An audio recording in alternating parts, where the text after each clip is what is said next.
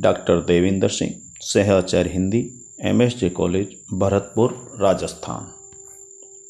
कक्षा स्नातक प्रथम वर्ष। प्रश्न पत्र अनिवार्य हिंदी। पुस्तक गद्य खंड। आज का प्रकरण बड़े घर की बेटी कहानी। लेखक हैं प्रेमचंद। सबसे पहले इस कहानी को हम 3 बिंदुओं के माध्यम से समझने का प्रयास करेंगे। लेखक परिचय, कहानी परिचय और कहानी के अध्ययन बिंदु। प्रेमचंद का जन्म 31 जुलाई 1880 को वाराणसी के पास लमही ग्राम में हुआ। उनकी माता का नाम आनंदी देवी एवं पिता का नाम मुंशी अजायब राम था। जब वे 16 वर्ष के थे तभी इनके पिता का देहांत हो गया। यही कारण था कि परिवार का बोझ इनके सिर पर आ पड़ा। इनका असली नाम धनपत राय रखा। इनकी शिक्षा का आरंभ उर्दू फारसी से हुआ। इन्होंने धनपत राय के नाम से उर्दू में पहला उपन्यास असरारे माविद लिखा और उर्दू में ही अब पहली कहानी संसार का सबसे अनमोल रत्न लिखी। इसी तरह इनकी उर्दू कहानियों का पहला संग्रह सोजे वतन प्रकाशित हुआ, लेकिन इसे जब्त कर लिया गया और उन्हें हिदायत दी गई कि वे सरकारी अनुमति के बिना नहीं लिखें। यदि लिखा तो उन्हें जेल भेज दिया जाएगा। इसके बाद इनके अजीज दोस्त मुंशी दया नारायण निगम ने उन्हें प्रेमचंद नाम से लिखने की सलाह दी। तदंतर प्रेमचंद ने निगम द्वारा संपादित जमाना पत्रिका में अपना लेखन कार्य प्रारंभ किया। हिंदी में उनकी पहली कहानी सौत सरस्वती पत्रिका में प्रकाशित हुई। प्रेमचंद ने उर्दू और हिंदी भाषा में लगभग 15 उपन्यास एवं 300 के लगभग कहानियाँ लिखीं। इनकी कहानियों में पंच परमेश्वर, नमक का दरोगा, बूढ़ी काकी, बड़े भाई साहब, ईदगाह, सवा सेर गेहूँ, कफन, गुल्ली डंडा, पूस की रात, बड़े घर की बेटी आदि उल्लेखनीय हैं। इनकी सभी कहानियाँ मानसरोवर ग्रंथ के 8 भागों में संकलित हैं। प्रेमचंद ने अपनी कहानियों में मुख्यतः दलित शोषित भारतीयों की पीड़ाओं का चित्रण किया है। कहानी कहने की इनकी अपनी कला है। इसी कला में ये ख्यातनाम साहित्यकार हुए।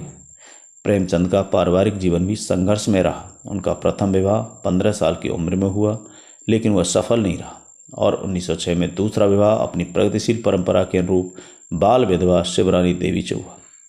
इनसे 3 संतानें हुई, श्रीपत राय, अमृत राय और कमला देवी। जीवन के अंतिम दिनों में वे गंभीर रूप से बीमार हो गए और उनका उपन्यास मंगलसूत्र भी पूरा नहीं हो सका। 8 अक्टूबर 1936 में उनका देहावसान हो गया। इनकी मृत्यु उपरांत इनके बेटे अमृत राय ने इसे पूरा किया। इनके उपन्यासों में प्रतिज्ञा, वरदान, सेवा सदन, रंगभूमि, कायाकल्प, गबन, गोदान आदि विशेष उल्लेखनीय हैं। यह निर्वाध रूप से कहा जा सकता है कि प्रेमचंद का संपूर्ण साहित्य हिंदी साहित्य की अक्षुण्ण धरोहर है। कहानी परिचय। गद्य भाग में प्रेमचंद की बड़े घर की बेटी कहानी संकलित है। प्रेमचंद इस कहानी के माध्यम से ये कहना चाहते हैं कि सभी बड़े घर की बेटियां एक जैसी नहीं होती। बेटी कैसी है इसका अनुमान उस बेटी के परिवार और उसके संस्कारों से ही लगाया जा सकता है। आनंदी के व्यक्तित्व में ऐसा कुछ भी नहीं लगता जो उसके अहंकार और दर्प को सामने लाता हो, बल्कि यही लगता है कि प्रेम पाकर बड़े बड़े व्यक्ति भी सीधे सरल होकर आचरण करने लगते हैं। लाल सिंह जो उद्दंड था वह भी आनंदी के स्नेहल व्यवहार से पानी पानी हो जाता है। श्रीकंठ और बैनी माधव सिंह भी आनंदी के व्यक्तित्व से इतने प्रभावित हो जाते हैं कि उन्हें यह कहने के लिए बाध्य होना पड़ता है कि बड़े घर की बेटियां ऐसी ही होती हैं। यही सब प्रेमचंद जी बतलाना चाहते हैं। इस पाठ में यह भी निहित है कि बड़े घर में जन्म लेने से अधिक उसका संस्कारवान बनना महत्वपूर्ण होता है। आनंदी भी ऐसी ही नारी थी जो बिगड़ते काम को बना लेती थी। यही इस कहानी का मूल सार है। अब हम इस कहानी को कुछ अध्ययन बिंदुओं के माध्यम से समझने का प्रयास करेंगे। कहानी के आरंभ में लेखक ने जमींदार बैनी माधव सिंह का परिचय दिया है। वे लिखते हैं कि बैनी माधव सिंह गौरीपुर गांव के जमींदार और नंबरदार थे। उनके पिता में किसी समय बड़े धन धान्य संपन्न थे। गांव का पक्का ताल और मंदिर जिनकी मरम्मत भी मुश्किल थी उन्हीं के कीर्ति स्तंभ थे। कहते हैं इस दरवाजे पर हाथी झूमता था। अब उसकी जगह एक बूढ़ी भैंस थी। जिसके शरीर के अस्थि पंजर के सिवा और कुछ शेष न था। पर दूध शायद बहुत देती थी, क्योंकि एक अनेक आदमी हाड़ी लिए उसके सिर पर सवार रहता था। बेनी माधव सिंह अपनी आधी से अधिक संपत्ति वकीलों को भेंट कर चुके थे। उनकी वर्तमान आय 1000 रुपये वार्षिक से अधिक न थी। इसके बाद लेखक उनके परिवार का परिचय देते हुए बताते हैं कि ठाकुर साहब के 2 बेटे थे। बड़े का नाम श्रीकंठ सिंह, छोटे बेटे का नाम लाल बिहारी सिंह। दोनों में श्रीकंठ सिंह पढ़े लिखे बीए किए हुए थे, जबकि लाल बिहारी शरीर से हष्टपुष्ट और बलवान थे। श्रीकंठ इस अंग्रेजी डिग्री के अधिपति होने पर भी अंग्रेजी की सामाजिक प्रथाओं के विशेष प्रेमी न थे, बल्कि वह बहुधा बड़े जोर से उसकी निंदा और तिरस्कार किया करते थे। सम्मिलित कुटुंब के तो एकमात्र उपासक थे। आजकल स्त्रियों को कुटुंब में मिलजुल कर रहने की जो अरुचि होती है, उसे वह जाति और देश दोनों के लिए हानिकारक समझते थे।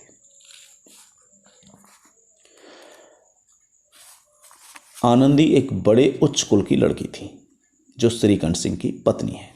उसके बाप भी एक छोटी सी रियासत के ताल्लुकेदार थे। विशाल भवन, एक हाथी, 3 कुत्ते, बाज, बहरी, शिकरे, झाड़, फानूस, ऑनरेरी मजिस्ट्रेटी और ऋण, जो एक प्रतिष्ठित ताल्लुकेदार के भोग्य पदार्थ हैं, सभी यहाँ विद्यमान थे। नाम था भूप सिंह। भूप सिंह के 7 लड़कियां थीं। आनंदी उनकी चौथी बेटी थी। 3 में उन्होंने दिल खोलकर खर्च किया, लेकिन कर्ज के कारण चौथी बेटी के विवाह से वो चिंतित थे। अचानक किसी काम से श्रीकंठ उनके पास जाते हैं और वे श्रीकंठ से आनंदी का विवाह कर देते हैं। आनंदी अपने नए घर में आई तो यहाँ का रंग ढंग कुछ और ही देखा। जिस टीम टाम की उसे बचपन से ही आदत पड़ी हुई थी, वह यहाँ नाम मात्र भी न था। हाथी घोड़ा का तो कहना ही क्या, कोई सजी हुई सुंदर वहली तक न थी।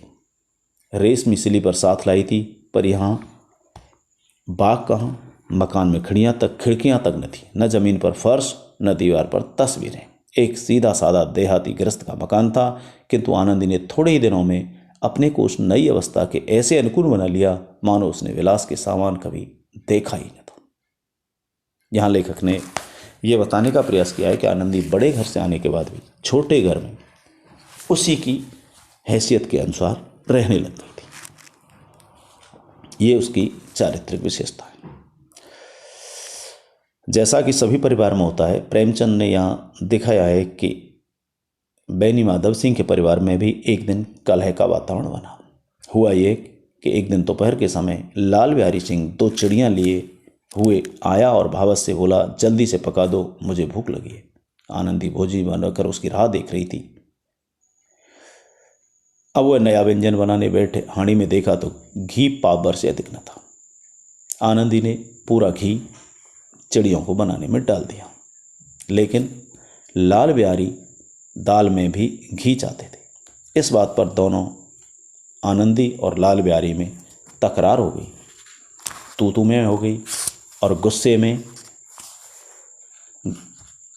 में आकर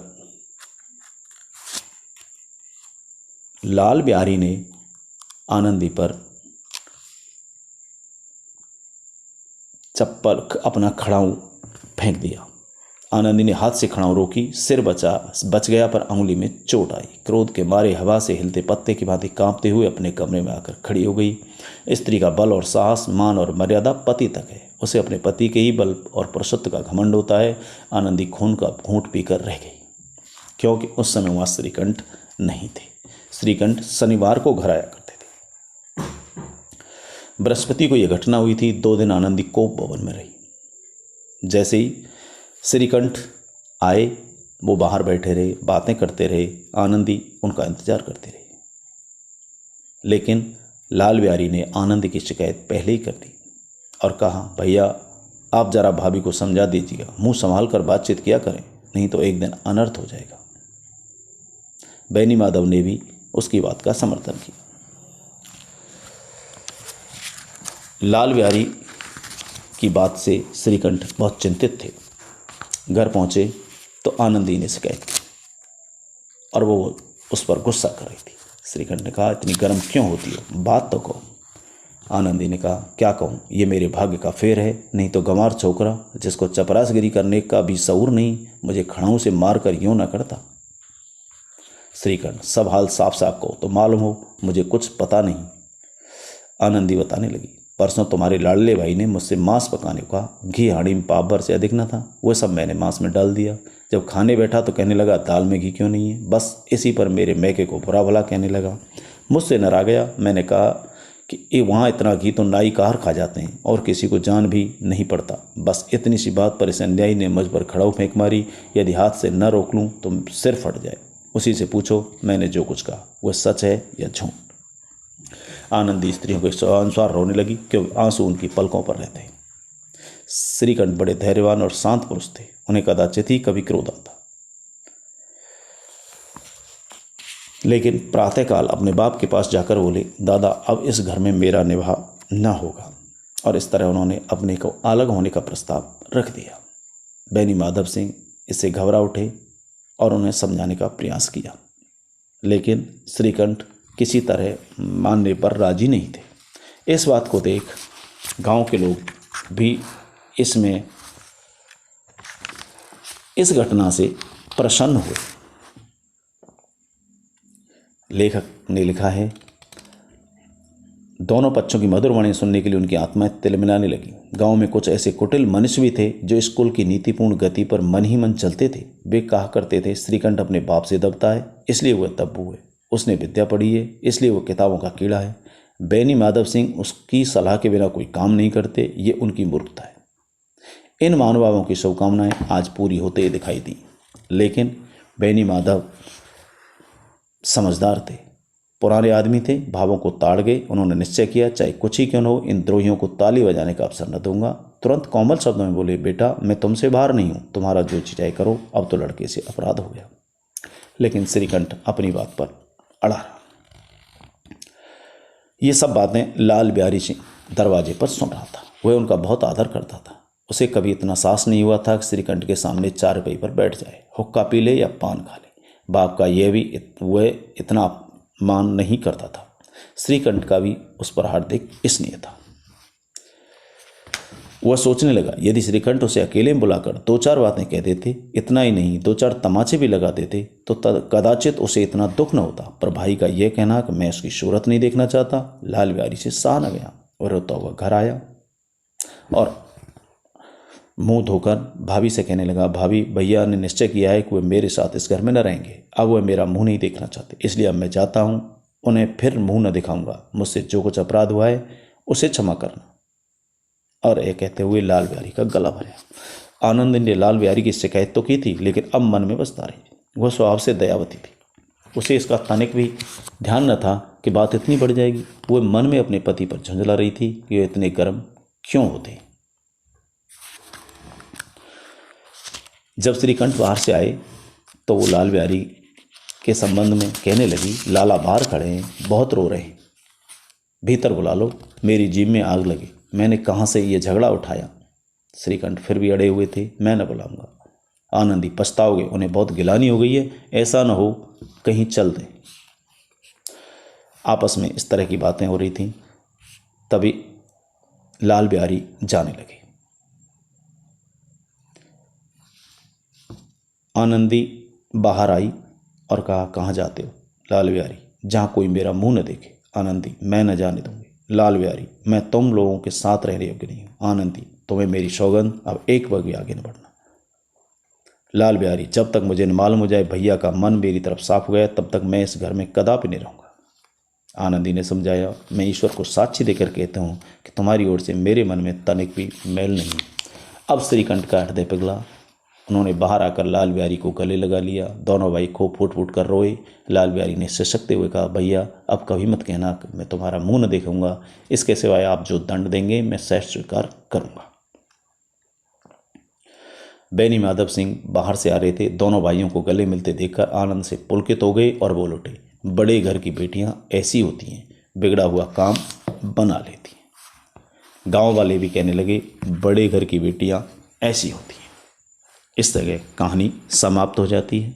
इसका अर्थ है कि बड़े घर की बेटी अपनी ससुराल में वो काम करती है जिससे ससुराल वालों की इज्जत बनी रहे। समाप्त।